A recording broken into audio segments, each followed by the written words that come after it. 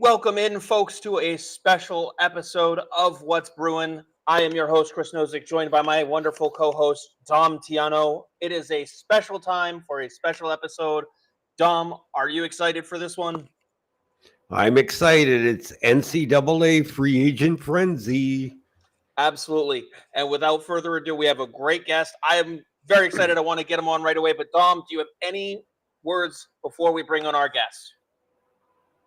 No, let's bring him on. Awesome. Welcome, everyone, to the show. Josh Klicka of McKeens Hockey.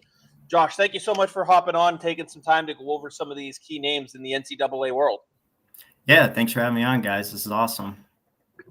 Yeah, and I just want to say to those that aren't familiar with McKeens, you also do some amateur and pro scouting for Pro Hockey Group as well. McKeens, I've been a subscriber for a long, long time. It's not just the draft. They give you constant in-depth analysis on prospects. They do a yearbook. They do an NHL yearbook. And, of course, in-depth and very detailed scouting reports of players available for the draft. Josh, I know you're involved in that as well. I've known Brock Otten for 13, maybe 14 years now, since he's been with McKeens. Anytime I've said, Brock, I'm doing a show about this, can you supply somebody to come on? And he always gives me the best person, and that's why you're here, Josh. It's great. I can't wait to get started. Thanks for that introduction, man.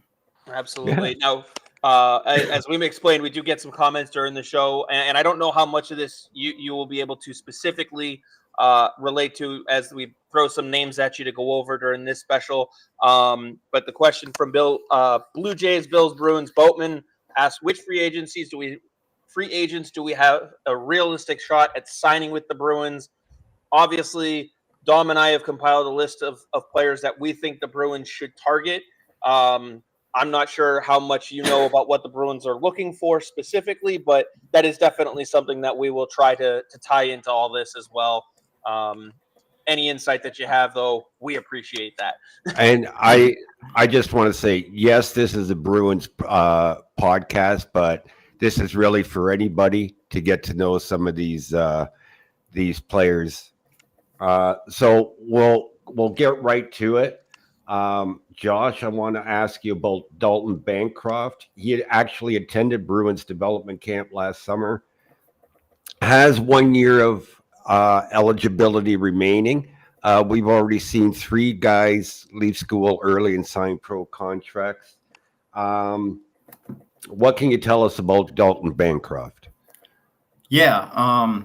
First, I want to say this year's free agency class, it may be a little weaker than ones in the past that we've seen, where you might see a player have a shot in the middle 6 or a top 6 of the lineup. I guess obviously you guys know it depends on the organization, on where they're at. If they're a rebuilding team, they might give them more of a leash or a shot in a top 6 NHL lineup. But a lot of these players, I can't really say off right now from the reports I've seen that they make it past a middle 6 role. So hovering around that potential second line center, good chance a third liner, or just a depth or a bottom 6, or even just depth, but also can help you with younger players as well in your farm system in the AHL. So Dalton Bancroft, he's a big center. And it seems like the Bruins fit, to be honest. Big rangy guy. He displays a lot of solid puck skills, and with a very good mix of physicality and being able to make tight turns and tight spaces for a big body. Like I say, he's very engaged physicality, which is what you like to see out of players, especially if they haven't been drafted before. And from what I've seen, he contributes offensively very well, and he puts himself in a good position defensively. There will be some ebbs and flows with that. The best thing I saw from him was probably his movement in the offensive zone and his willingness to create, where it's taking a shot or create good deception and make a nice pass. And like I said, when you're moving around the offensive zone like that, it creates more offense and keeps everyone of the 5 skaters engaged. And obviously, big man, he's around the net a lot and can get some greasy goals for you. Like I said, I could see him being a third liner, but it depends with the team and organization, but I think he'd be very versatile in the bottom 6, display some speed in his game, might not be the best skater, but can still get up ice north-south pretty well. And I believe Cornell's season is still continuing. Yeah. Yeah, they're for the ECAC tournament. So we'll see, if they advance. Obviously, at the end of the year overall, we'll see if he does sign. Being in a lower level of compete, I guess you could say, in a conference like the ECAC, where there's not as many high-end ranked teams, where you may skepticize on the competition he's at and at the age he's at.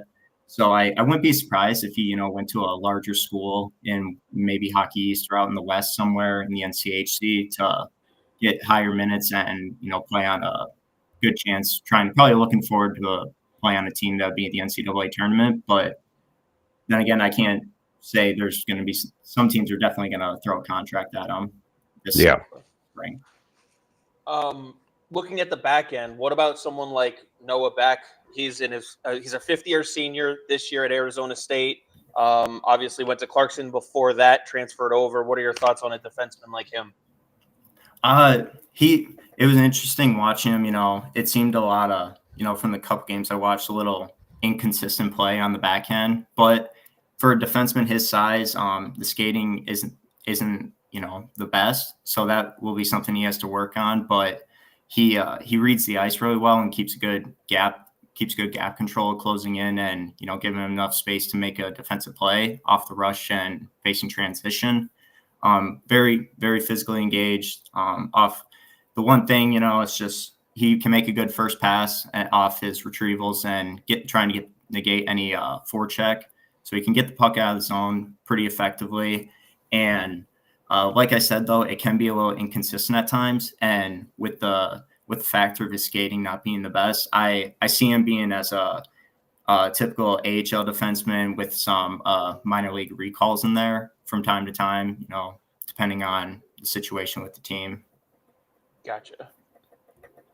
Dom, I know you're very excited about the next one. Dom. Yeah, I'm so excited about this kid, and yeah, he's got 2 years of eligibility left, so he's probably not looking to turn pro.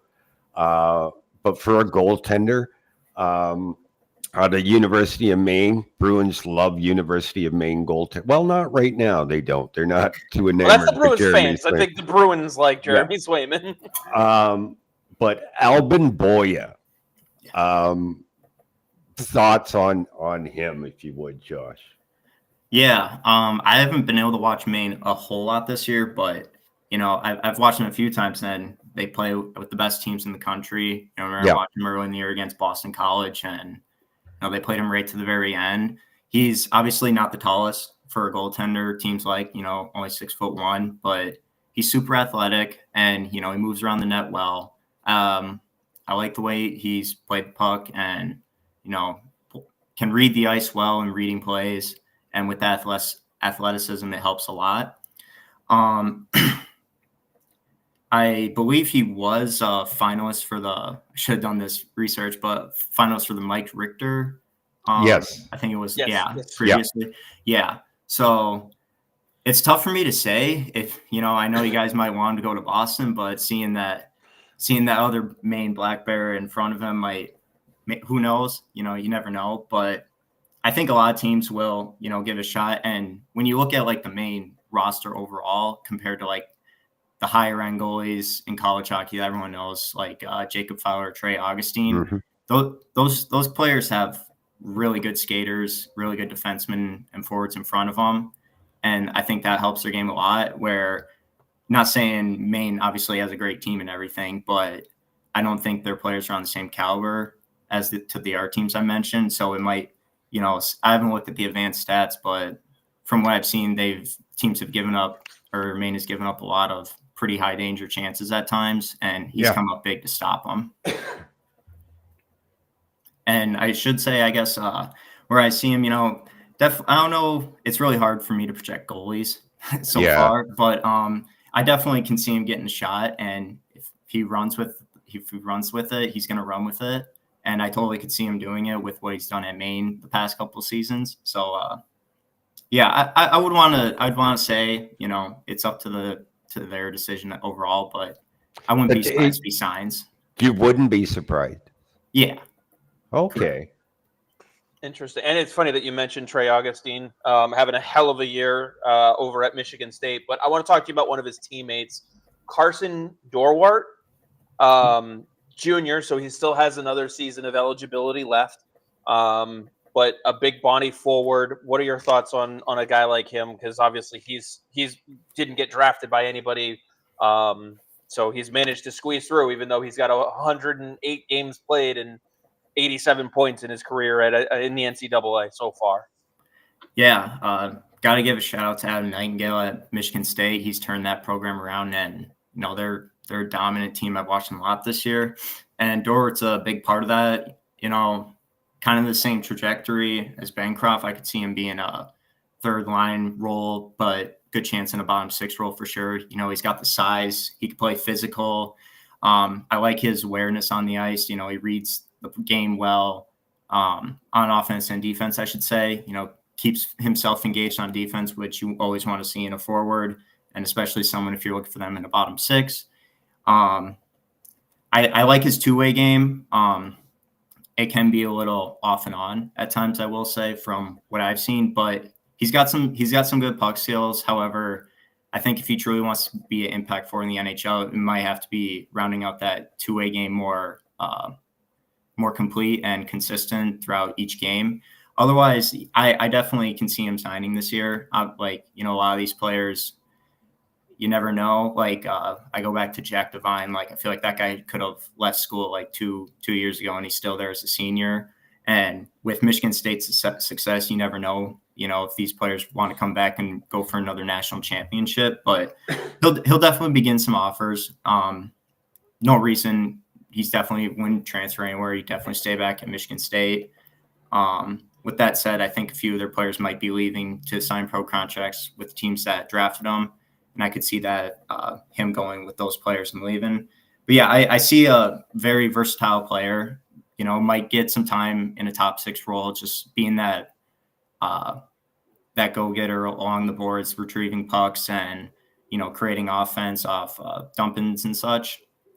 But I think his game will be good in the bottom six role, and I see no reason he couldn't flourish there with a successful team. And I should say at the start, when I'm making these projections, I'm projecting him as a player that would be on a where would their role be on a Stanley Cup contender? Like I said at the start, it's not going to be obviously a lot of these guys could get a shot in the top six role with a rebuilding team. Last year, it was Colin Graff who signed with San Jose, and he got some pretty good minutes to start his career. So things like that can happen, but in terms of the NHL projection, it would be for a contending team for a cup. Makes sense. Yeah. Okay, I'm throwing this player in there because in a lot of ways I'm reminded about John Beecher. But moving over to the University of Michigan and Josh Eernisse. Stats haven't really jumped off the page. Can you give me your thoughts on him? Yeah. Like you said, the stats aren't there this year, but he plays hard with his size. He's a big kid, kind of like the power forward type you want to see. Obviously, I know you guys in Boston love those kind of players. A little bit. Yeah, just a little. But his off. I actually don't mind his skating at all. Like I said, with the offense, it's not there, but he's making an effort. He's goes where he needs to be. Where that's around the net. He thinks quick. A lot of this can be down to his consistency and compete. But from what I've seen in the second half of the year, he's really turned it on. Obviously, with Michigan trying to make a push for the NCAA tournament, he was a big help for them, and they need him to be successful in order to win. With that said, though, I can see him being in a bottom six role, just like the rest of the guys. It'll probably more in a checking role. I'd have to say like a fourth liner type, might not be completely in the lineup, potentially in and out.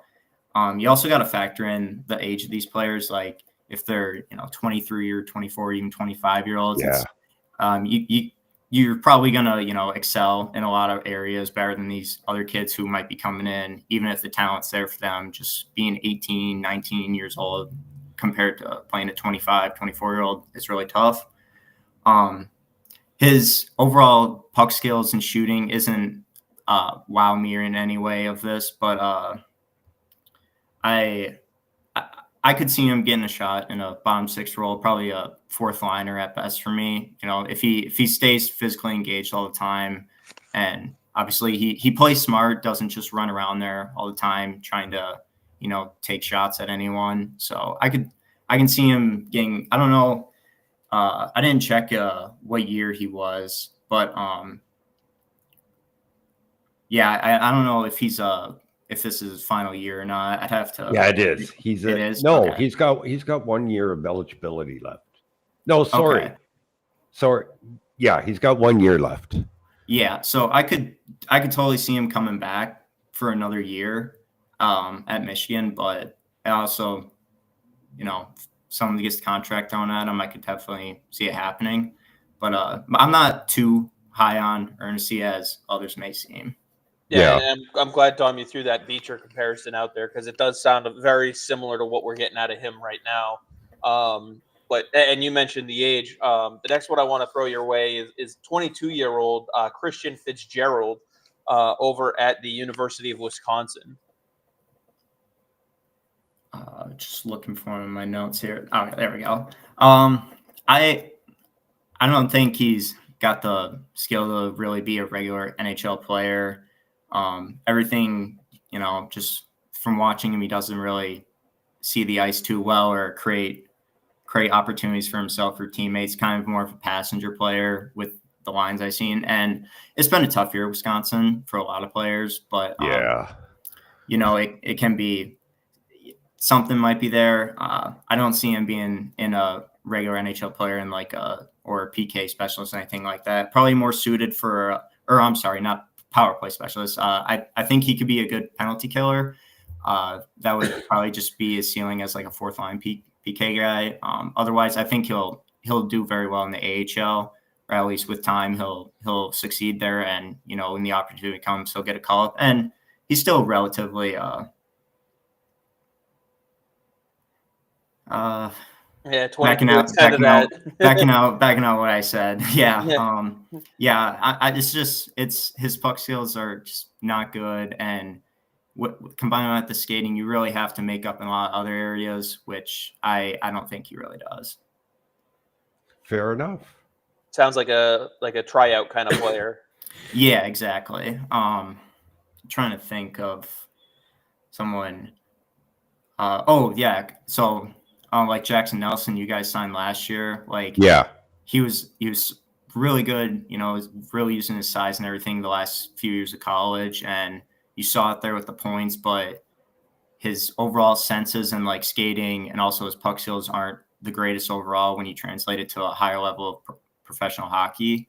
But he's a big guy and he can play center, so let's give him a shot. And obviously, Fitzgerald's not same height and everything or size, but he's got the utility to be good on the penalty kill and at least in his own defensive zone.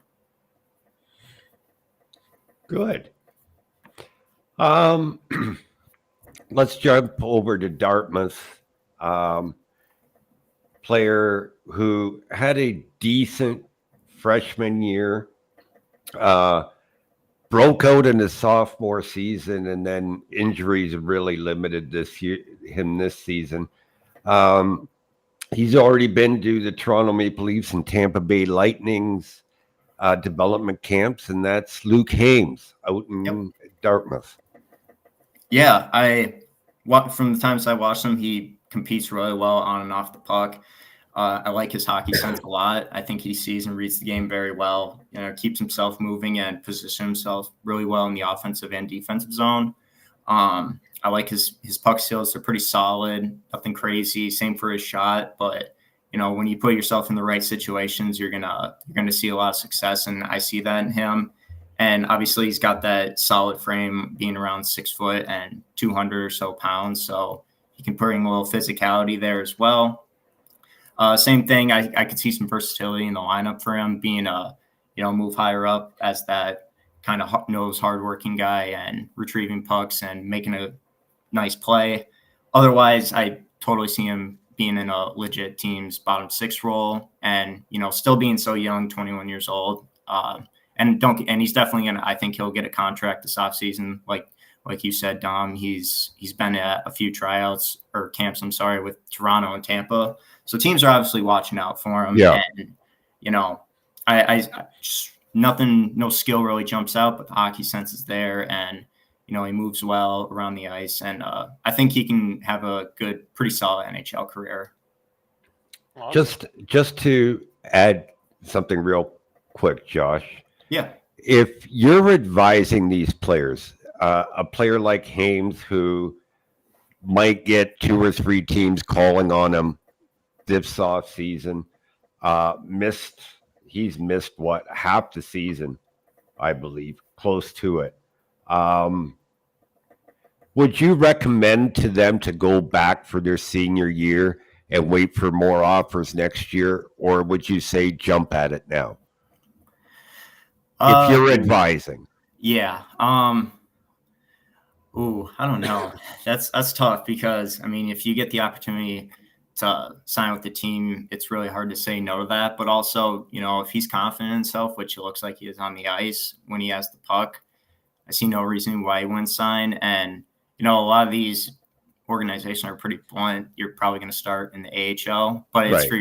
for your development. And that goes with management convincing them on why it'd be a good fit here and where they see you suited. But I also could very well see that. I guess it's tough, but like you said, with him missing in the other season, maybe where he stays at or not Holy Cross, Dartmouth. If he stays at Dartmouth, or he transfers to a higher up program where he might get even more notice, I think that's a very good possibility. And if I were to tell him, I'd say bet on yourself. You've produced well at the level you're playing at. I don't see why you can't try it at a bigger school, and there's a good chance you will get some solid minutes there as with experience in college hockey.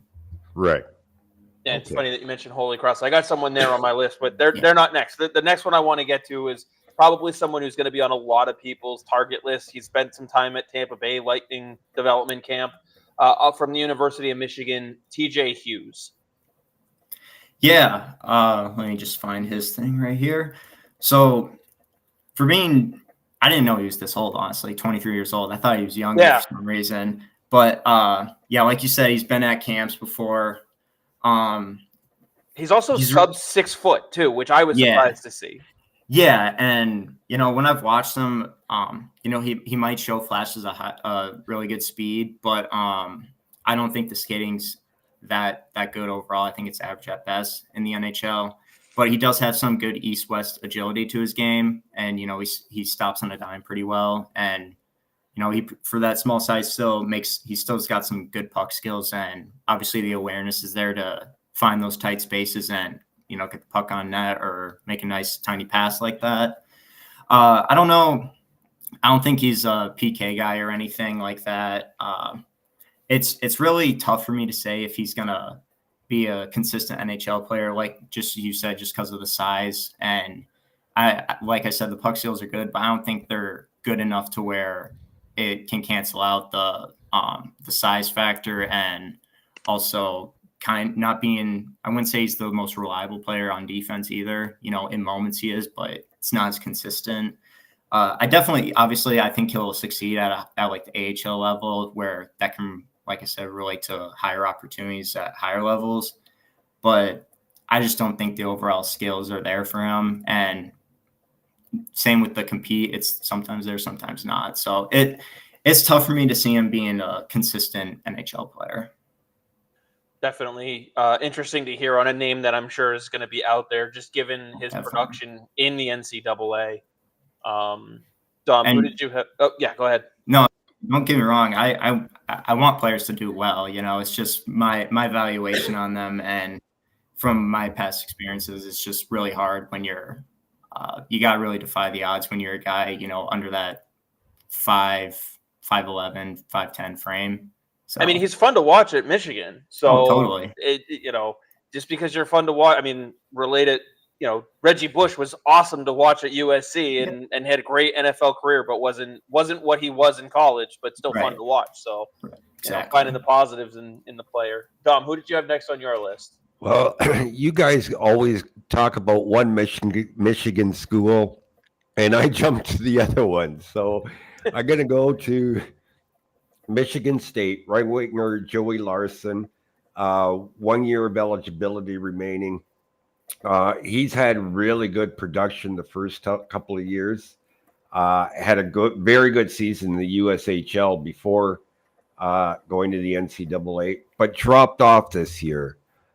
Your thoughts on Larson, Josh? Yeah. Overall, my evaluation right now is kind of just a minor league player or a depth role and a recall, kind of in that middle ground area. He shows some flashes of really good high-end play, but it's just not there all the time. And that comes with consistency and overall compete in some moments. I don't mind his awareness though. I think he reads the ice well. I think he positioned himself with the puck well.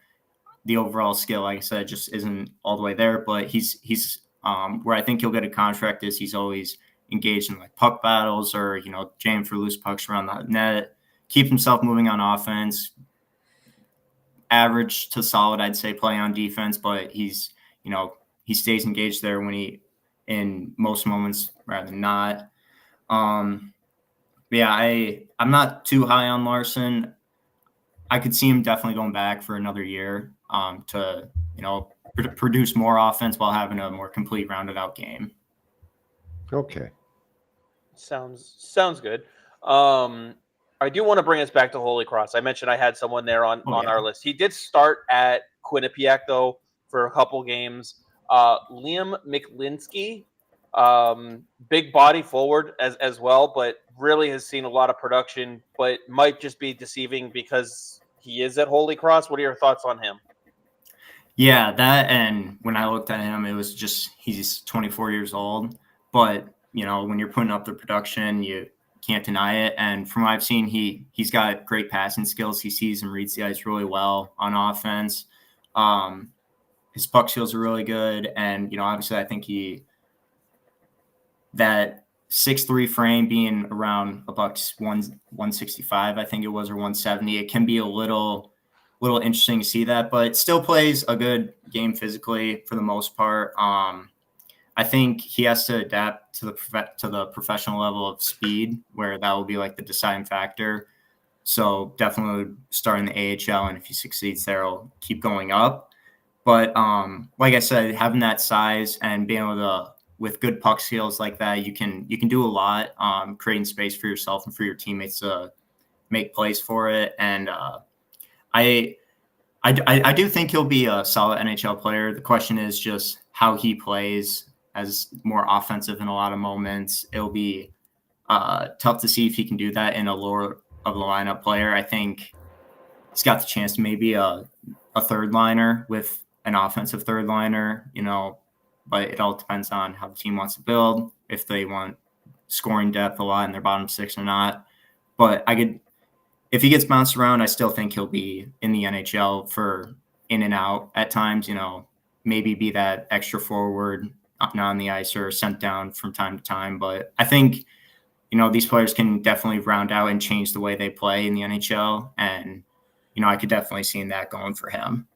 Now, for him, sorry, Dom, I know you want to get to the next guy on your list, but one of the things that caught my eye when I was looking at him a little more, I saw that 2 games played in his first year, and then I went over and looked at the year, and I went, oh, yeah, that was the COVID season. So for a player like McLinskey, how much do you think his development has been skewed? Because obviously his 3 years at Holy Cross has been, they've all been pretty consistent. Obviously that sophomore season is kind of more like a freshman year when you don't get your freshman year.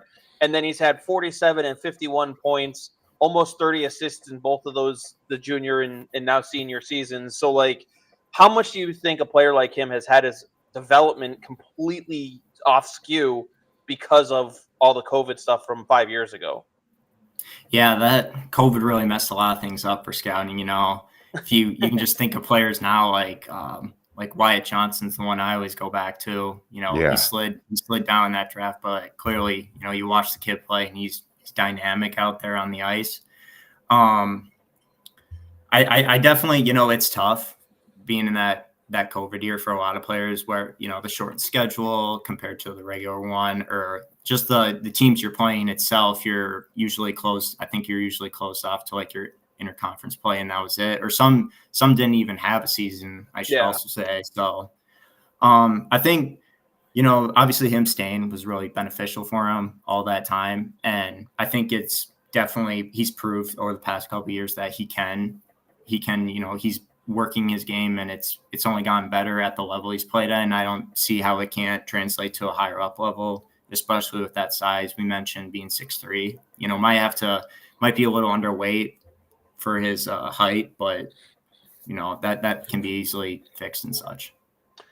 Now, for someone like that, would you potentially advise, because I know some players can go back for a fifth season, if he has that option, would you say, hey, because of how that started, because of COVID and only having that freshman year be what it was, go back for one more year, do it again, maybe go back to a college like a Quinnipiac or a BU or somewhere that is going to get more eyes? Like, do you think that would be an option for someone like that? Definitely, but I think he'll sign a contract at the end of the year, realistically. I think, like I said, I think he's proved enough. Even though it's not like the higher up conference, he still plays college hockey players and athletes. So yeah, I think he'll have a contract at the end of the year and he'll leave college. Makes sense. Okay, I want to go to a defenseman, Union College, attended Vegas's camp last summer. John Prokop. Now, I saw him in the USHL, and my initial reactions were meh, but he's had 3 very good seasons at Union College. Your thoughts on him? Yeah, I think he's got a really I'll say right now, I think he projects as more of a two-way defenseman, but he can move the puck well. Like on the ice, he's got good offensive awareness, but he has really good defensive awareness as well. His positioning, and he's got some good gap control with the nut off the rush. I didn't mind his skating, for his size. I think it'll be good enough at a higher up level. Puck skills they're all right. Like I did mention, he can move the puck well. That's more so, transitionally out of the zone, but it's nothing crazy, but it's definitely a good asset to him. However, I don't think it'll be good enough at the pro level to, like run a power play 2 or anything like that. Right. I think he projects as a bottom pair NHL defenseman who can move the puck, might be in and out of the lineup type of player, depending on how the team wants to structure their defense. He competes well. He's engaged physically, with that size, it helps a lot. And I could see him being on the penalty kill as well. Probably will be if he's a regular NHL player with that size and defensive awareness. But I think his ceiling is just a bottom pair defenseman, 6'7" guy, might be in and out of the lineup from times. Yeah. Well, you know what? We've already seen as of today, I think it's 65 guys sign pro contracts, whether it's AHL or ECHL. And I think it was 4 that assigned pro NHL contracts. So these guys are getting looked at, obviously. Yeah. So, Chris, who do you got next? Well, next up on my list, he's got 2 more years of eligibility. We were actually talking about Maine earlier, but Josh Nadeau. He's putting up some decent numbers up there in Maine. obviously, Boija getting some eyes up there for Maine. With those 2 years of eligibility, is he someone that you see going back to school for another year or two? Where do you think his game is at right now? I think he could use another year of college. Probably would stay at Maine. I don't see why not. They've turned that program around pretty well, and he can be a leader on that team next year, if not the front runner leader. I don't think his game's quite there for the NHL level or professional hockey quite yet, unless he wants to, really work out in his game in the AHL. But I think it would be best for him if he just went back to college for another year. Yeah, I know he's younger, 21, smaller too. We were talking about the body size, about 5'9", 5'10", little under the 170 range. So if he goes back next year, though, and has a similar season to where he's had, is he going to start looking more appealing, or despite his size, like that next year really seems like it'll tell what direction his career could go? Fair to say? Yeah, definitely. If he kind of plateaus and puts up the same numbers, I still think a team will offer him a contract. But, if it dips, it might be a little riskier where you might see the player start out in like the ECHL rather than like the AHL. Yeah, I know we saw him. He went to Montreal's training camp, or development camp. So eyes are at least on him. Yep. Dom, who do you have next? I'm going to stick with University of Maine. Left winger, went to Vegas's camp, no eligibility remaining. Harrison Scott, his numbers just improved every year. Your thoughts on him, Josh? Yeah, I definitely, yes, he'll sign a contract after this being his last year. You mentioned the production; it really jumped, and I think I saw somewhere his faceoffs were over like 50%. So that's pretty good to see as a centerman, and I think he can be. He seems to play a good 200-foot game. Obviously, like you said, the offense is there. With that said, though, I think the puck skills are, they're solid. They're nothing spectacular or anything. Same for his shot. I like I mentioned with his awareness, that helps a lot with your 200-foot game. So he sees the ice well on offense and defense, tying up sticks and being in the right position to negate any offense against or being in a position to score. The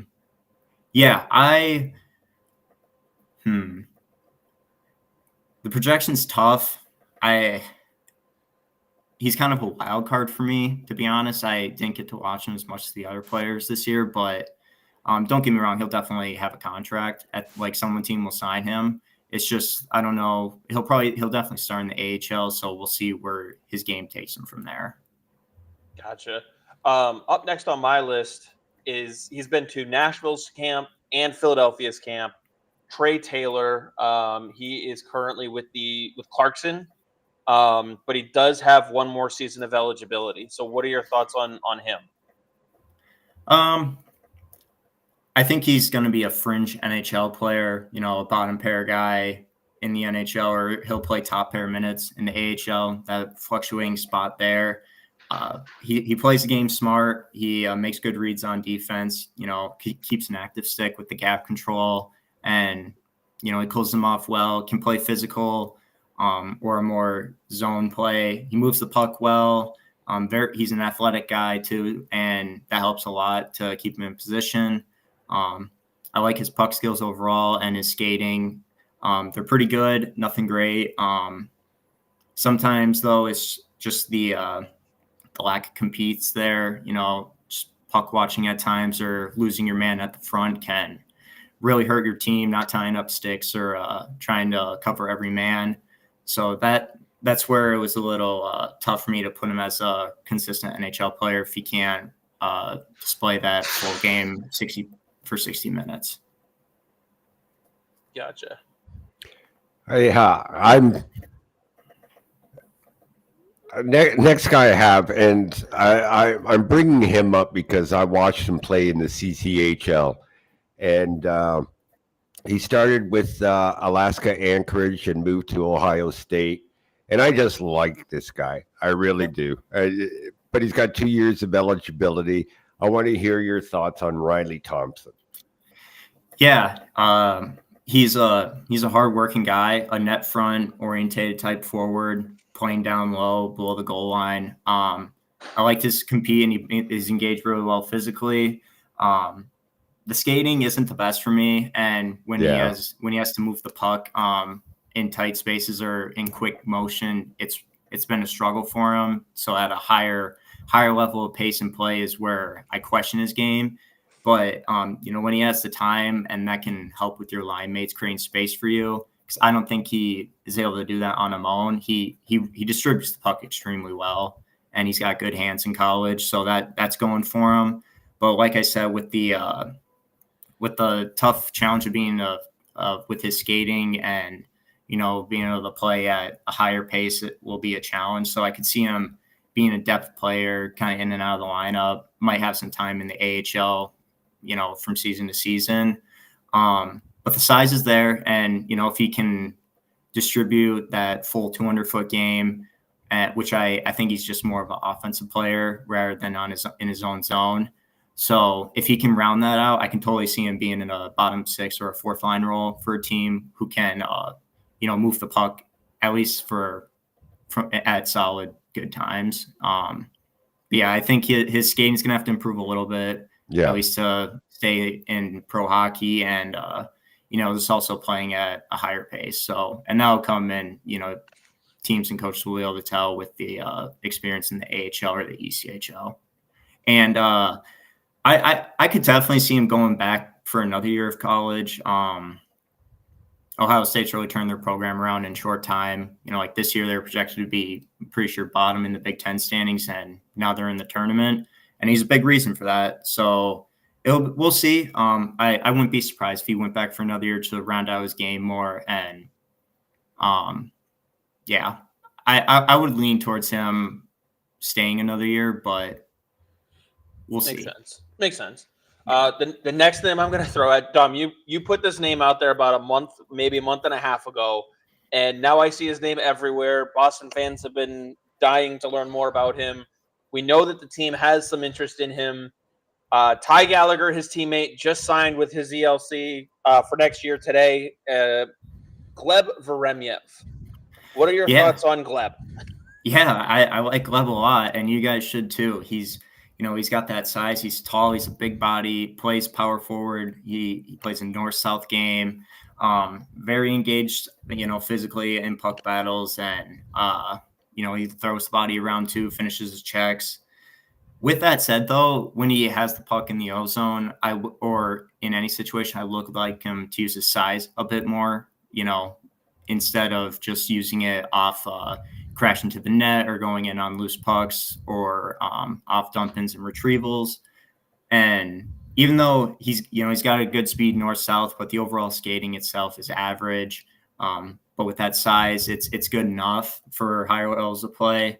Kind of the same thing, struggles a bit at a higher pace, moving the puck fast.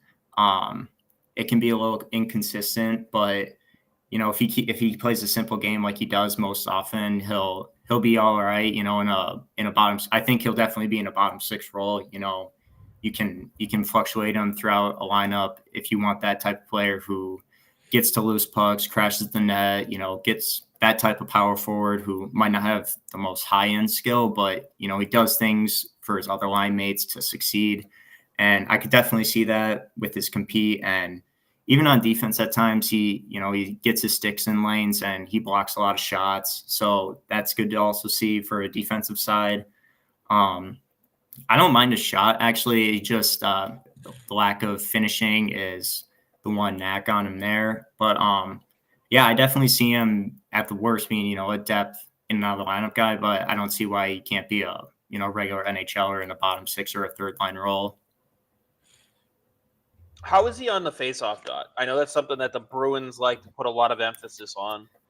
The games I've watched, I didn't see him too well, just off wins, losses, but he also didn't really seem to play like a full center, supporting breakouts and in that specific support for defense in the defensive zone and such, or just driving play altogether. So I'd say he's a winger in the NHL.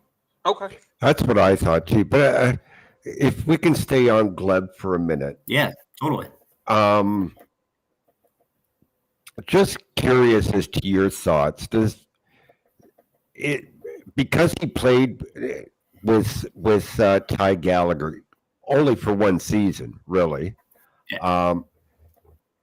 Do you feel that gives the Bruins an inside edge? And the fact that he was at Bruins development camp, and the fact that the Bruins are interested in him. Yeah, definitely. I mean, not only does the player like he can like have his Ty Gallagher can have like if the Bruins ask him about him, I'm sure he'll be honest about him and how his game's played. But like you said, he's been at development camp before, so there's no doubt they've definitely had their eyes on him this year. And unfortunately, Colorado College season ended, but you know he was. Him and with a lot of players who signed recently, they were a big part of their success this year, and they were close. They were really close to making it, you know, in a competitive conference too. So I definitely, to your question, yes, I could definitely see the Bruins signing him without a doubt. I guess it's his decision if he wants to stay, but I think he's done enough where he'll sign a contract. Okay, we're going to ask you about one more player before we ask you some players that really intrigue you or interest you, and then ask you who the best of the bunch is. But first, I want to get your thoughts on from Northeastern University, Jack Williams. He's got 1 year of eligibility remaining. It's put up some great numbers with Northeastern. Your thoughts on him? Yeah, you did. I'll say right now, I think he's definitely signing a contract. For my sake, I think last year he even had like some buzz. Getting a contract. Yeah. So, but in terms of the player itself, he's really good on offense. You know, he moves well in the O zone consistently. He goes to the net, finds open space there, trying to create for himself and for teammates. He's definitely a shoot first player. He's got a pretty good shot and it's got some power on it. Sometimes I would like him to make a better decision making there, whether it's dishing the puck or shooting it, but he's still got a pretty good shot there. And his hands are pretty good. And same with his passing. It's just more so on that tweening out the final like decision making you got to make to execute the right play accordingly. And he does it at a fast pace. I think his overall skating mechanics they're solid. They're nothing great, but he moves pretty well, and you know his senses are pretty good on offense and defense, along with his puck skills. So I think that'll be just enough to overcompensate. And I didn't mention like the decision making, but he still got good awareness and everything. So like puts himself in the right spots to succeed. I liked his effort on defense as well. You know, not engaged in puck battles a lot, just due to the size and everything. But, he competes. He ties up sticks, does the little things like that to help on defense. Sometimes, like I said, with the decision-making, that's like something I would really like him to improve on. With that, his overall projection, just due to the size, but he does rely really well defensively as a two-way forward who has some scoring upside, I'd say. Hopefully he can be forming that player with depth who gets 15 goals or something for a season when he hits his stride. I think he could be an effective penalty killer. His role, probably a depth forward. It'll be tough for me to say if he's kind of in and out of the lineup. Just the lack of size is really worrying, and but he gives it his all. So there's, he might start in the AHL for sure, but I think there will be some teams that will give him a good chance in a NHL role right away. Probably be best suited for like a third line role to start to, see where you can go from there. But if a team wants speed in their bottom six to move the pace a little bit, there's no reason he shouldn't be in that. He's willing to go in the corners to retrieve pucks and everything. It's just that lack of size would be like the only thing you got to worry about. Yeah, you mentioned the size, and Tom, I know you want to get into some of the players that he likes, but Neil has a question on one player that we haven't mentioned. I did see James' question. I knew Jack Williams was coming up, but not on our list. Neil wants to know what your thoughts are on Hudson Schandor. He's another small forward over at UConn. Same type of thing. Worrying mostly about the size for him, despite the points that he's been putting up in the NCAA. Yeah, pretty much. I haven't been able to watch him too much this year. I've only seen him once or twice, and it was a little while ago. But yeah, I definitely don't see the as high as upside with Williams. So yeah, I don't want to like speak too much on him since I haven't seen him enough recently. But yeah, when I watched him, it was definitely like a size was his biggest factor, and I'd probably say it was a little more concerning compared to what Williams brings in other ways. Yeah, at I think 5'9", 5'10", he'll probably have to work his way up because he's out of eligibility in the NCAA. So he played all 5 years. So I would think he'd probably have to get a tryout or something like that just because of his size. Yeah. And don't get me wrong, there's there's no reason to have depth, right? Where that's not to say exactly. he can't do it, but most teams are going to look at his size and say, "Show us you can do it." Exactly, yeah, and you'll have to prove that at the higher levels. Correct. Sure. Dom, I just want to give a shout out to Craig Eagles, who's watching. Says, "Great show, guys." Craig is a scout for the in the Quebec Maritimes Junior Hockey League. So, nice. Craig is liking your work, Josh. So there you go. Thanks, Craig. Yeah. So anybody you want to add, Josh, that you think we should know about? Yeah. There's probably two guys. One would be a free agent. The other would be, I think this would be his last year chance of getting drafted. Otherwise, I'll get more into it in a second. But the first one is Quinn Hudson at Boston University. Yeah. I think he's a complimentary shoot first winger. He's got good puck skills and they coincide well with his skating abilities. They're solid. They're nothing special. He's definitely an offensive forward first. He's a lot more competitive there from what I've seen. He goes to the net, moves his feet well. He reads the ice well as well there, supports the play. And with that movement, he shows flashes of it. He can play at a higher pace. So I would just like to see that a little bit more out of him. But he's got a really good shot. Sometimes with his defense, he sometimes doesn't move his feet enough and overuses his stick, which can cause a lot of problems and just kind of lacks an effective game there, which, if you want to see someone in your bottom six, I don't know if that's what you're looking for. But for a scoring player in your bottom six, Quinn Hudson's definitely that guy. You've seen what he can do on a second or on a power play, so I can see him being on a second power play in the NHL. I like him. The best suited for him would probably be a middle six role for a scoring first type role rather than defensive first. But he's definitely jumped out a lot. It helps being on a great team, but he's also a good reason they're being successful. Yeah, he's very noticeable in that BU lineup. Yeah, definitely.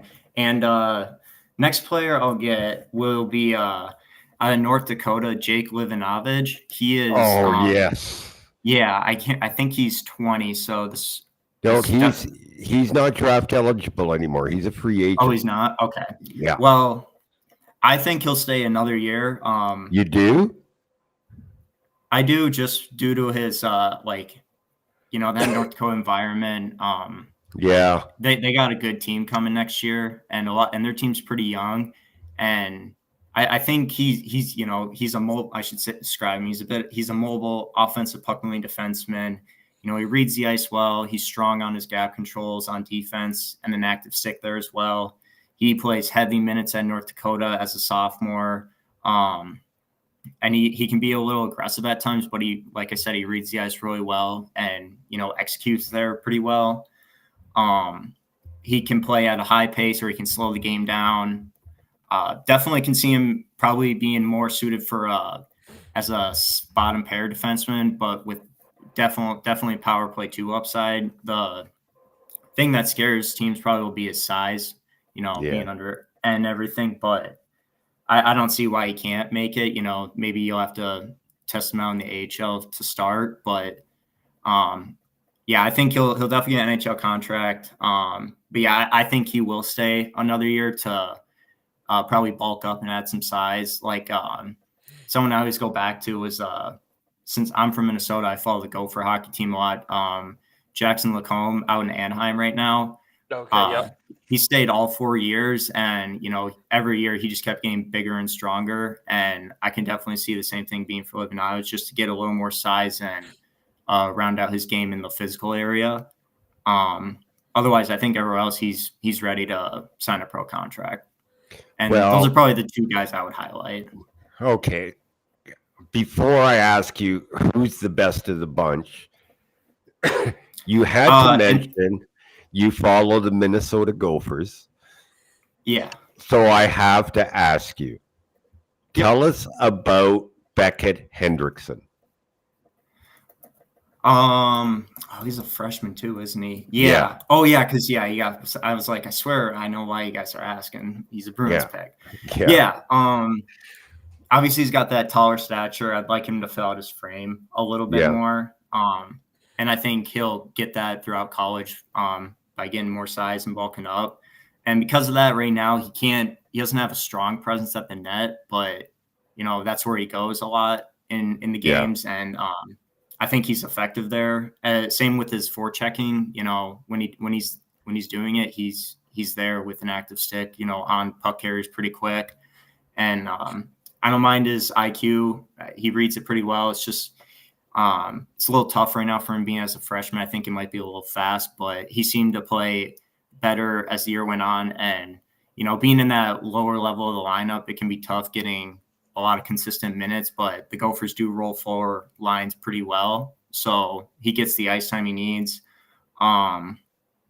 He's good on puck battles along the boards. He's engaged there. The overall skill needs a little work and training in the offseason for sure coming up. I do think with the team, he'll definitely get higher roles next year. If I guess there's always the opportunity for him to transfer too and play in a higher up role right away, which would be big for him. He's still really young, and it's there with the size and everything. I see him can be that forechecking type forward, chip in a little bit of offense. Again, probably same thing in a bottom six role, but that it'll be a few years before I'd say he's ready for sure. Right. Yeah, I think that's pretty consistent, Dom, with what we've been telling most people about him throughout the season. Still a couple years away. Yeah.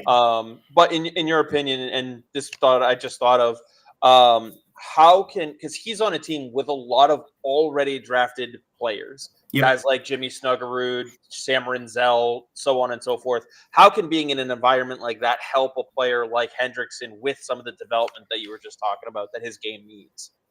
Oh, a lot. I mean, when you're on a team that's trying to win a national championship, it's you're gonna want to be in that area in that locker room, and that's been the goal for the Gophers the last couple of years. And being in that environment will help a lot. There's a lot of younger guys on the team still, but there's also a lot of good leadership, guys who've stayed long to their fifth years, or guys that have transferred like Matthew Wood. Like Snuggerud staying, I think that helps him a lot, gives him confidence.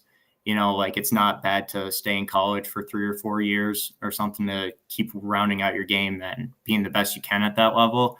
And, by the time he's done, I think he'll be 23 as a senior, maybe 22, 23 years old. So that's still really young. And, after playing 4 years, you're going to get a lot of experience with that.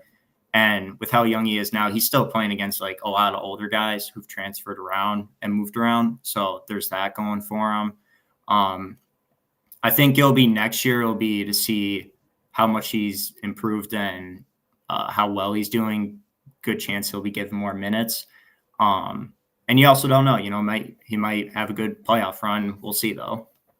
I love their fourth line.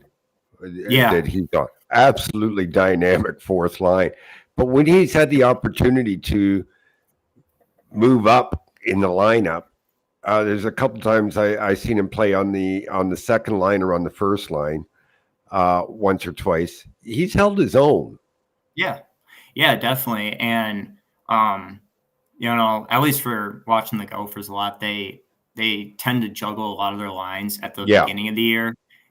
Probably same for a lot of college teams at the beginning of the year throughout until I'd probably say the halfway point. Once it hits Christmas break and then you start rolling into January, you probably want to finalize what lines you want to roll with going forward, who's going to be on whose line, so you get ready for the playoffs.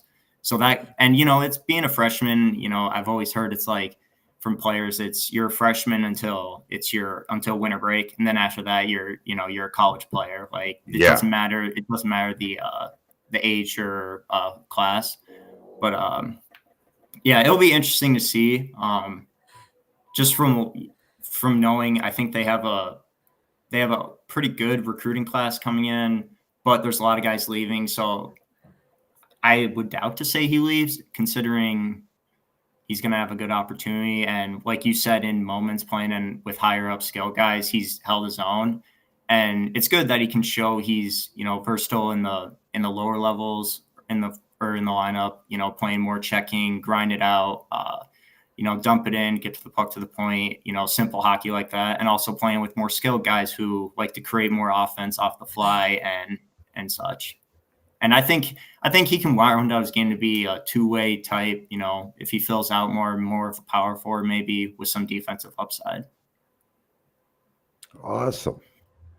Well, you've given us over an hour of your time. I know you got to run soon, Josh. So let's quickly go over the top prize available. How about we do the top three, in your opinion? Okay. They don't have to be in any particular order, if that helps. Yeah, probably not. But you want me to include the guys I have down? Yeah. Or just Okay. Not that the guys you didn't deliver me aren't, really good prospects you gotta watch out for. Let me put it this way: your list is a hell of a lot longer than ours, so let's go off at yours. Fair, but I think Quinn Hudson's definitely up there. Karsen Dorwart as well, and Jake Livanovich. Those are probably the top three for me, just because I've watched a lot of Boston University and North Dakota this year. So those guys I've watched them throughout the seasons and a bit last year as well to see where their game has gone. And I think those guys have a good shot at being very consistent NHL players. And same for Dorwart, being in that kind of the same thing we mentioned with Hendrickson, being in a winning environment really helps. And he's being a big part of that, leading the way a bit as an older classman and also producing on the ice. I wanted the Bruins to draft Livanovich last season. Yeah. So Oh yeah. I'm sold on him. I was really surprised he didn't, just off that freshman year, but I think it goes to show, how much size is a factor in a lot of these. And, there's no doubt I can't imagine him not getting signed, if not this year, definitely next year. Okay. Chris, you got any? I mean, I could ask some fun questions on some of the goaltenders in the NCAA, but most of them are already drafted, so that just be fun conversation. So Well, no, let's ask them real quick. If you could, 2 minutes, Josh. Yeah, no, you're good. Philip Svedback. Ooh, I can't say much because I haven't watched him actually. So that one I can't comment on. Okay. But there's a lot of goalies I've just gotten into a little bit more. Obviously, I've watched Albin a lot at Maine this year. Because he's a big reason they're succeeding. But otherwise, no, I can't say too much on him. I don't want to give you guys false information. Well, I haven't been too kind to him over the last couple of episodes we've done. Oh, okay, gotcha. So I just wanted to know if I was seeing things that others aren't seeing. So I'll get back to you on that. Let's just say we're not putting him up there with the Jacob Fowlers and the Trey Augustines and Whiteheads of the world. I think those guys are on a tier of their own for sure. Yeah, definitely. And on Monday's show, we had a former Northeastern graduate on Sunday's show rather, and that was right after Northeastern upset BC in the tournament. So that one had a lot of eyes on him. So I could definitely see Northeastern making a run. Is it? I forget who they're playing in Hockey East, but they got a good line after their semifinal game. I think it's BU. I could be wrong, but I'd have to go look at the bracket again. yeah, it's always that busy time of year. It's actually oh no, they play Maine. Oh, okay, so we'll see tomorrow. They play Maine. Yeah, those are a lot of good teams in it. So, but obviously they need it more than any of the other three to get in. So we'll see. Yeah, and there's a few guys at Northeastern I'm blanking on right now, but it's a lot of younger guys. I think it's Griffin Erdman, Ben Patras, and obviously you got Williams and the top line doing really well. So I wouldn't be surprised at all if I see Northeastern win the Hockey East tournament and get themselves in the NCAAs. Well, Gail will love to hear that, eh, Chris? Absolutely. And real quick, Josh, before we let you go, which we can't thank you enough for your time, can you walk us through kind of how you guys at McKeens, this is a lot of data, a lot of players that you guys go over, and just like how do you guys work together as a team to get all of the information, watch all these players, share your opinions? Can you just walk us a little bit behind some of the behind the scenes over there? Yeah, totally. I mean, it depends on what we're specifically doing. If it's like kind of an article report on some players or our actual draft analysis, regardless, though, we're still watching the players itself and describing them, just might be in a bit of different context from a scouting report between scouts and to the public. But, we always, I think we always have the top 100, I believe it is, and then some honorable mentions for the draft. Obviously, we're branched out throughout North America, and then also in Europe, we got some video scouts there. And usually, it's a very heavy collaborative. Obviously, Brock does a lot of the managing to help finalize all the rankings and stuff. But it's kind of like you throw a rough draft in, and then we kind of collaborate and talk to each other. Asking, should this player be above this player? What do you think of him? And, should he be above this, et cetera, et cetera. A lot of tiny conversations like that can be a little messy at times, but, Brock and our team do a really good job of, finding everything they need to know, filtering it out to get everything revised as best they can. And, it's really hard sometimes. A lot of our opinions change from the start of September, October, and here now in May or March. Yeah. You can tell where my days are. They all blend together at a certain point. So do you guys get assigned, like for you specifically, are you assigned a couple colleges to watch, or is it just watch all of this, compile the data, and then we all kind of talk about it as a team, and then there's some overlap for what you guys see? Usually I just talk with the US scouts. There's a few of us. I'm predominantly looking at, obviously, I can get assigned to some free agents, like for this example, or some redrafted eligible players that weren't drafted in the previous year. And I'm usually just looking at very, very little bit of high school. That's usually I would stay in state for Minnesota. Otherwise, it's heavily college and USHL for the most part. There's not a lot of draft eligibles in college. There's a few, and hopefully it keeps growing. But usually just college and the USHL. And I usually watch the NTDP team quite a bit to get a review on them, which they, a lot of players, like they can, like Colin Potter, for example, he was a Michigan State commit and then decommitted because he wanted to play college hockey this year. So he went to Arizona State instead. So a lot of those players have left the program early, which this under 18 class, it's been a bit weaker than we've seen in past years with the high up talent, but there's still some really good players there. Awesome. Dom, do you have anything else for Josh? No, I just want to tell everybody about McKeens again. Look, guys, it's a great platform. It's not just about the draft. You can read about prospects, some really in-depth scouting reports, player rankings, prospect pool rankings, videos, a lot of video. What do you call it, Josh? Video, not scouting, video reviews. Yeah. All for less than a cup of coffee, the price of a cup of coffee a day. It's really, really worth it. In my opinion, the best draft guide you can find come June. They prepare you, the fan, really well. I know it sounds like a shameless plug, but it's not. I read it every day, and you guys do great work there, Josh. Absolutely. There's a reason why we went to McKeens as soon as Dom and I had this idea for this episode. So yeah, we appreciate you.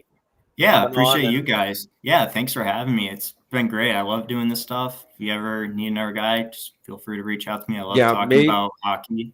Now that you've said that, we'll do either a pre-draft or a post-draft day one, for sure. And I'll definitely reach out to you for that one, Josh. Yeah, for sure. Sounds great. But yeah, thanks again, guys. This was awesome. Thank you so much. Well, thank you. Yeah. That was Josh Klicka of McKeens Hockey. Dom, I can't thank you enough for arranging that for us. Is there anything else that you want to touch on before we sign off this episode here? I know we did it a little bit earlier, so hopefully we're able to get it out a little earlier and whatnot. I know today, like I mentioned before, Ty Gallagher gets his signing. That was something we had talked about. Any other thoughts that you want to touch on? Do you want to touch on Fabian Lysell real quick? Sure. What have you got on Lysell? So called up to Boston. Yep. What are your thoughts on that? Well, we talked about it Sunday. Like the guy I really wanted to see was Georgi Merkulov. He's the one that they've really got to make a decision on. I didn't want the kids brought up to this shit show that's going on in Boston right now. But on the other hand, I also said, you've got to see what you have before you go spend $55 million in the offseason on someone on a 7-year contract. Yeah. So, what did kudos. you think? First of all, I love seeing where they put him, who they put him with. But what did you think of having him in their practice lines with Lauko and Hustadinov on the third line? Well, their speed is going to cause problems. That was my first thought. Yeah. And I think Hustadinov and Lysell, they have some puck possession skills. They definitely have playmaking skills. You know, the sad part is you have one shooter on the team, and that's David Pastrnak. So is Lauko the best fit there? I don't know. I mean, like you said, the speed will cause some problems. Lauko will get in on the forecheck and cause some problems that way physically as well. I'm wondering if, and let me know your thoughts, I'm wondering if they put him on that line and basically said, you're our third line winger, but they'll keep an eye on his game. If they see stuff they like, then they'll have no issue moving him up with Kepke and Middlestat and bumping Letary down.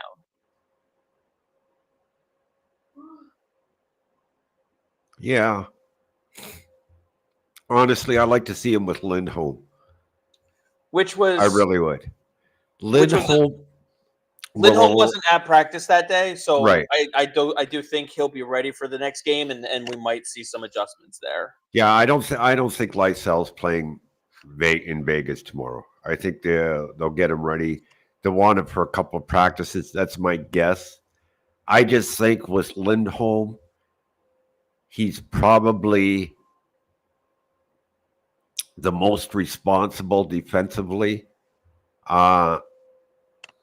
Helps that he's Swedish, along with Lysell. That may give Lysell a little bit more free rein.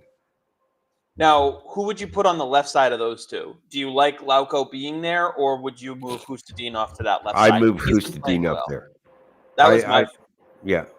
Put an all-European line together. Now, if that's your line, then you now have Lauko, Koepke, Middlestat, Letteri as kind of your remaining middle six. But I think Koepke's playing a little high in the lineup for where he should be. Do you think we would go back to and just see Letteri come out of the lineup at that point? Yeah, I don't know. I guess I'm glad Lysel's getting an opportunity. Now, it's an emergency recall, and I don't know what the Bruins are planning with Lysel. I know some fans are thinking this is one game and he's back down because it's an emergency recall.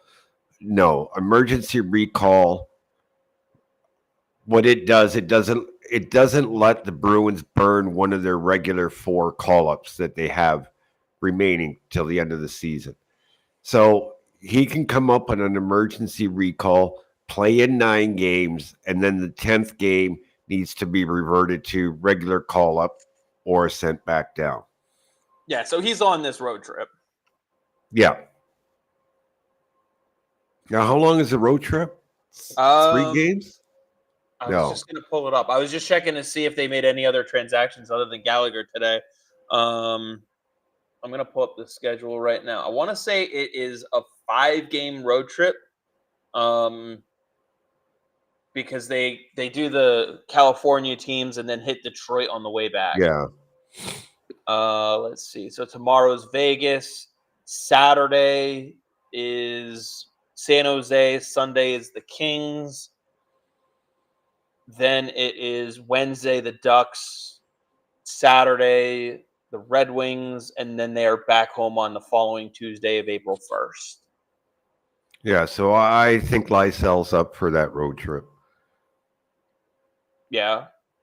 I mean, they needed an extra forward anyway. So yeah, they're not going to the West Coast and shipping him back. So no, it just doesn't make sense unless someone else gets hurt and they need to bring somebody else in for a specific role. Yeah, it just doesn't make sense. Which people have been wanting their look at Lysell. I think he'll play against the Sharks. I think that's a prime matchup for a younger kid like him and the Ducks. Yeah, and go from there. See how he does. The other guy we should mention real quick, thanks to Mark Dibber, who was at Providence practice today, is Jonathan Muhlenberg has made the trip over to North America. We've talked plenty about him the last couple of shows about what the injury meant to him or to his opportunity to sign his contract, because the Bruins do have to sign him before June 1st. No word on whether he's here on an ATO to play out the season with Providence, or whether the Bruins want to take a look at him not only on the ice in practice, but medically. I was just going to say, what are the rules based on his contract status over there, SHL, right? Yeah. Over in the SHL, what can they do with him as far as you mentioned an ATO, medically looking at him? What can they do with him here in the U.S. before making that decision to bring him over or not? Obviously, they got permission from his team, Linköping, to allow him to, because without their permission, he's still under contract. He's not allowed. Right. That would be step one. Obviously, the Bruins have cleared it with them. They got their permission. They brought him over. He hasn't signed an ATO or an entry-level contract yet. So my guess is they're looking at him on the ice to see what he's like. Because I mentioned to someone today, he looked like half the player he was a season ago. I mean, he missed 34 of 52 games, came back. He missed another one because of soreness. So he wasn't at full speed. So they're probably looking at him, and they're getting the Bruins medical staff to look at him, and then they'll base their decision on whether they're going to sign him on what comes out of that. Better our staff than Minnesota's. Yeah, that's my guess as to what's happening here. But they couldn't. But to go back to your question, they couldn't do it without permission from his team back in Sweden. And they aren't able to do an ATO or anything like that. He's just skating on his own with the team with his. No, with they can. They can do an ATO. Oh, they can.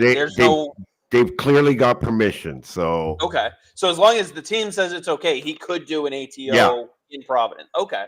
That would make sense depending on how those medicals check out. So I would be very interested to see that. And obviously we mentioned Ty Gallagher getting involved as well. So now on the right side in Providence, you got Bavaro, Mass, Wanner, Sweezy, Gallagher are all in the mix on the right side right now, and possibly Mirenberg.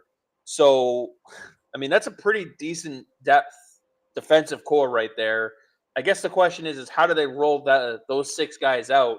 Obviously, assuming Mirenberg becomes in the fold. And we got Court jumping in. Welcome to the show today, Court. It was a little earlier than normal. Hopefully you go back and check out some of the NCAA chat we had with Josh from McKeens. Did the Bruins release Ortiz from the PTO? I believe they did. I have their transactions up. Let me just take a look. I think they did. That sounds like something that was done. It was somebody else I was thinking of. There was it was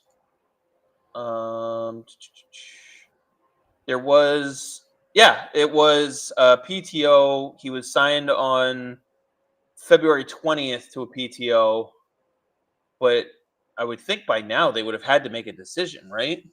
No, they can play 25 games. Oh, it's 25. Okay. Yeah. Okay. Yeah. No, that's why he's still there. He's still there. He's still on his PTO on his tryout. Yeah, they let somebody go. I can't remember who. Wait a second. I can tell you. Tristan Ashbrook was the one. That's it. Ashbrook was released. Yeah, that was when they brought in Gaudette from Cleveland. So, and then Hustadinov has eligibility to go down for Calder Cup playoffs. Yeah. Which I'm excited to see Ty Gallagher in the playoffs. I think he becomes one of your top 6 defensemen once you get him worked in. What do you think? In Providence, definitely. Yeah, I'm talking strictly Providence here. Yeah. You've got everybody but Bavaro and Masuel signed on that defensive core for next season. So now I'll tell you what.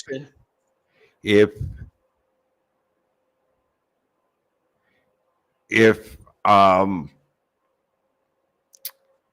Gallagher becomes a regular defenseman in Providence this year, and you roll him out on PP1 and Frederic Brunet on PP2, you've got 2 damn good power play quarterbacks down there. Yeah, absolutely. Not to mention, if they sign somebody out of the NCAA, they're going on an ATO, and they will be down in Providence. Yeah. So there's always that possibility. I mean, they're going to have a defensive core, but we don't know who they're going to be playing defense in front of. Yeah. That's another thing. We'll have to do some digging on some of the goaltenders who will be available, because right now Boston's got to do something there. Yeah, it's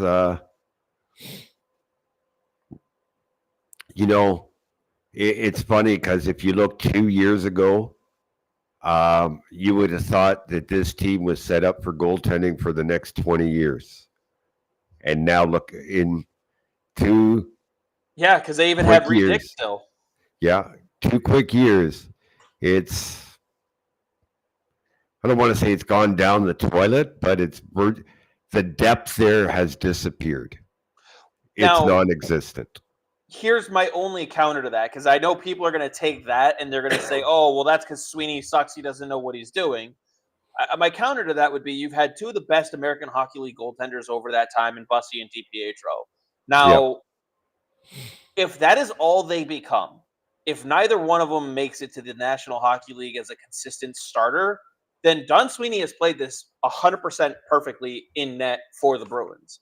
Because you've got Jeremy Swayman up here, you've gotten him a consistent backup in number 2 for now, and you didn't waste any of that time going, oh, it's going to be DiPietro. No, it's not. Okay, now it's going to be Bussy. No, it's not. You didn't cycle through guys. You recognized what they were, kept them where they were, and what they were supposed to be.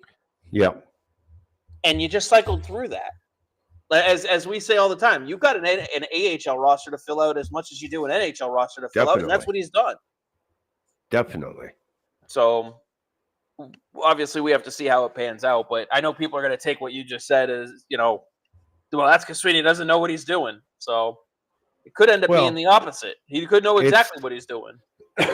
It's also like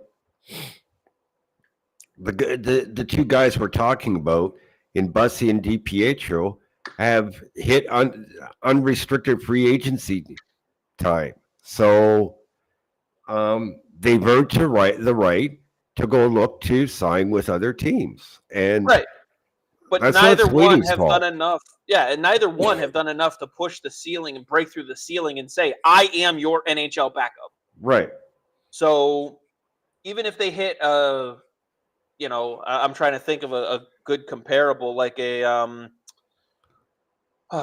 Colin Delia, or Anton Forsberg type status, like Sweeney still didn't miss on this opportunity. He kept the Bruins competitive with a number 1 and number 2 goaltender, and kept Providence with number 1 and number 2 goaltending at high levels. So, anyways, it's going to be very interesting to see who they look at. I really hope they look at Quinn Hudson. Watching him play at BU has been a lot of fun.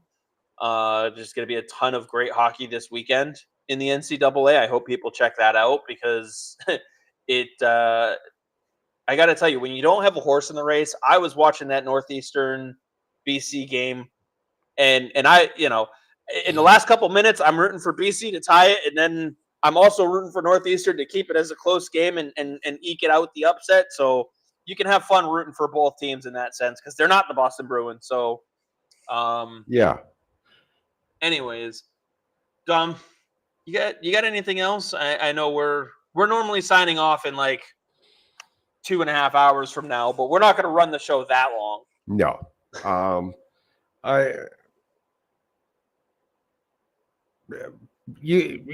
Listeners got to learn a little bit about some of the players. Like I said at the top of the show, 65 NCAA free agents have now signed ECHL or AHL contracts, even some other leagues, SPHL, and 4 have signed pro contracts, left school early to sign pro contracts. It's coming. We now call it NCAA free agent frenzy. The Bruins are in on, I will say, 3 to 4 players right now. Obviously, at the top of the list is Gleb Veremyev. I know Mark Dibber put out a tweet today that the Bruins aren't the front runners. That could change overnight. Yeah. So we'll see. They're eliminated. He's a free agent now. He can sign tomorrow, and we'll see what he does. But as we mentioned earlier, he played with Ty Gallagher at Colorado College, and I wouldn't be surprised if Ty Gallagher is talking to his former teammate right now. Well, he wasn't earlier. He was on the practice ice for Providence, which is always good to see. I heard he got in at about 2 a.m. for that. So, but it's good to see this coming, and it was good to see Josh's perspective and hear, as he said, that this whole, we're getting all hyped about a lot of these players, Veremyev, and last year there was Colin Graff and all these players, but as a crop compared to some of the other talent that's out there, we don't want to get our expectations overly hyped for these guys because the ceiling for most of them, if it was that high, they'd be drafted already. Yeah. So, and like Josh said, this crop isn't as good as previous years. Right. Now, some of that may be linked to COVID. We don't know on some of them, and I think there'll be some diamonds in the rough, and hopefully some of the guys on our list can turn into that. But they may not happen in Boston. That doesn't mean anything against Boston. I mean, someone else was willing to take that chance, and Boston wasn't willing to risk that. So, Dom, any other thoughts as we end this? We're right around that hour and a half mark, which we tend to be around anyway. So. No, but if people enjoyed the show, please, if you're on YouTube, give us a like. It'll help us get bigger and better. Absolutely. And any feedback you guys have, questions, comments, leave them there. YouTube. This will go out as a pod as well. I'll do my best to mark where each player is discussed as well. That way they're your favorite player you can get to easily. Again, huge shout out to McKeens and Josh for joining us. And with that, I say, go Bees. Lose Bees.